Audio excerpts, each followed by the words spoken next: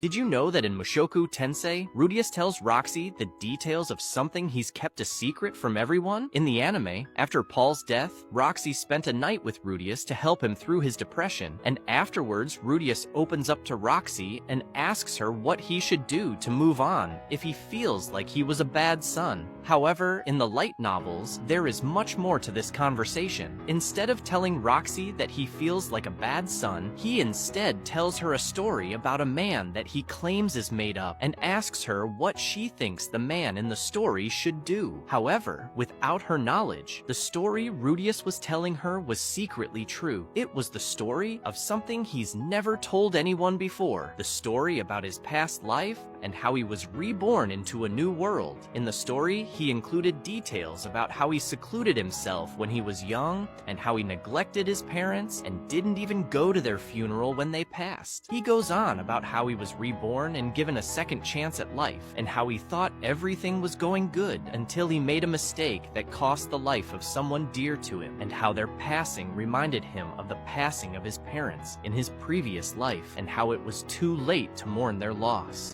Did you know that in Bunny Girl Senpai, Nodoka's hair and eye colors are actually different colors from when she was a child?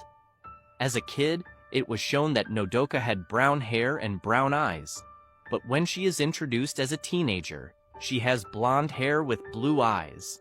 While her hair color could have naturally changed to blonde over time, that is probably not the case, as it is shown that her mom has the same brown hair Nodoka had as a child, even though she is an adult. Instead, it is probably her career as an idol that made her dye her hair blonde, and it is most likely the case that her career is also the reason for her change in eye color, and she wears contacts to make her eye color blue.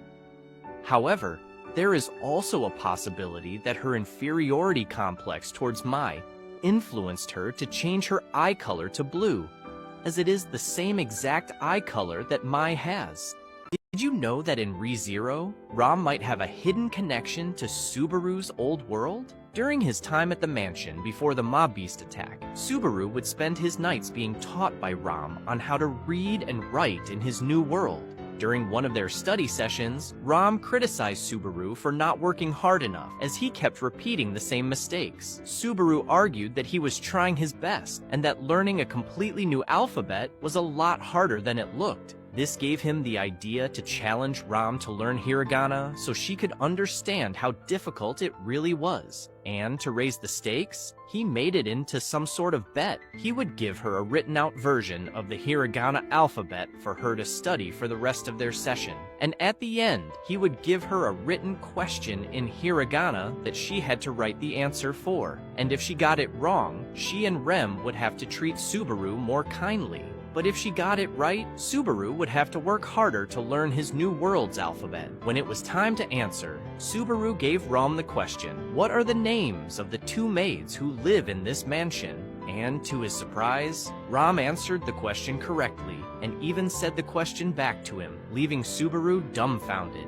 As Ram was leaving the room, she laughed, as she completely guessed what the question was going to be, and only memorized the hiragana necessary to spell out the names of the people in the mansion. However, it left Ram with a confused feeling, as she felt like she had seen hiragana somewhere before. Did you know that Alia Sometimes Hides Her Feelings in Russian is turning into an isekai? Originally, the series was never even meant to be a high school romance, but instead a romance in another world, and now that's exactly what's going to happen. The author, Sun Sun Sun, originally wanted the series to be an isekai where the main female protagonist was reincarnated into another world and hid her feelings in Japanese, while the male protagonist was also isekai'd and he would be able to understand her. However, that idea ended up getting scrapped, but it seems like Sun Sun Sun still wanted to write an isekai novel. So we isekai'd the entire student council and made the story The Hero Alia Sometimes Hides Her Feelings in Russian. I would like to add, this isn't a new novel to the series, as it was previously included with a purchase of the Season 1 Blu-ray in Japan as an official spin-off, but it is now being released publicly in Japan on May 1st. The story itself is going to be about all the student council members getting reincarnated into a fantasy world,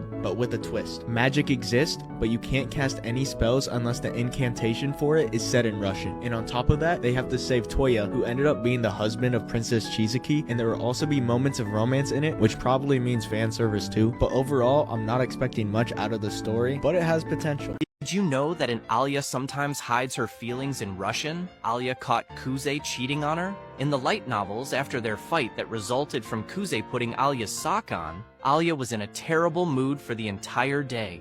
The entire class could sense that she was in a bad mood, and they were all scared of doing something that would make her direct her anger at them.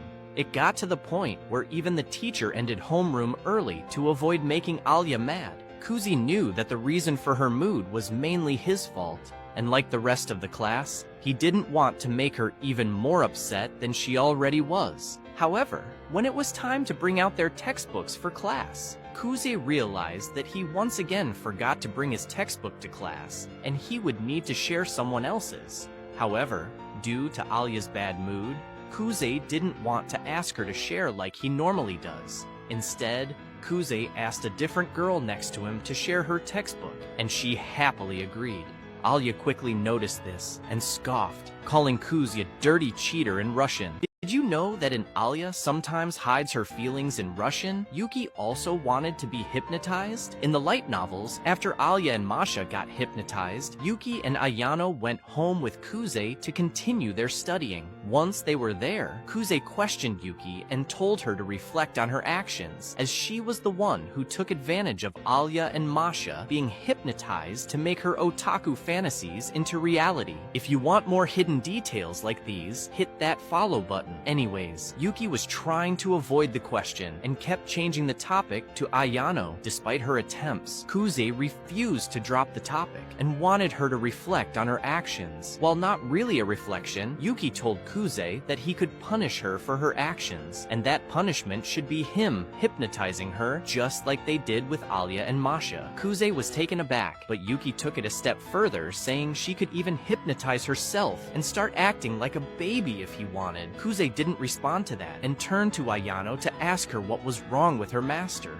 Did you know that an Alia sometimes hides her feelings in Russian? There's a secret reason Taniyama was upset at Kuze partnering with Alia. While majority of the reasoning was because she saw Kuze and Yuki as a perfect pair for the election, there's actually more to it, and it would all end up getting revealed during summer break, as Kuze and Yuki would go to a theme park together and they would happen to run into Taniyama and Nonoa. And as you can guess, Taniyama was furious at both of them, but if I'm being honest, it was a pretty reasonable crash out given the fact that she just got over Kuze not pairing with Yuki, and also because she just helped him beat her in the closing ceremony, so seeing the two of them together, especially without Alia, would raise some red flags. Luckily, Nonoa was able to get rid of any tension in the air, as she said what I think is one of the craziest plot twists, because she revealed that Yuki and Kuze were actually siblings and that she knew the entire time. But this was somehow followed up by something even crazier, as Taniyama started celebrating and saying she could ship it, revealing that deep down she was actually an otaku, and she somehow got on the topic of how childhood friends made the best love interest. So it's easy to conclude that part of her reason for getting upset was most likely because switching pairs ruined her ship, which is valid, and it's the same conclusion that Nonoa and Kuze came up with. Do you know why Kuze doesn't use his talents and Alia sometimes hides her feelings in Russian? He's got so much talent that he's considered a genius and a prodigy. Kuze himself is well aware of how talented he is, but he didn't capitalize on that talent at all after he left the Suo household because of two main reasons. The first reason is pretty obvious, as it's because his main motivation for working hard was to receive praise from his mom, and after his mom, it was his childhood friend. However,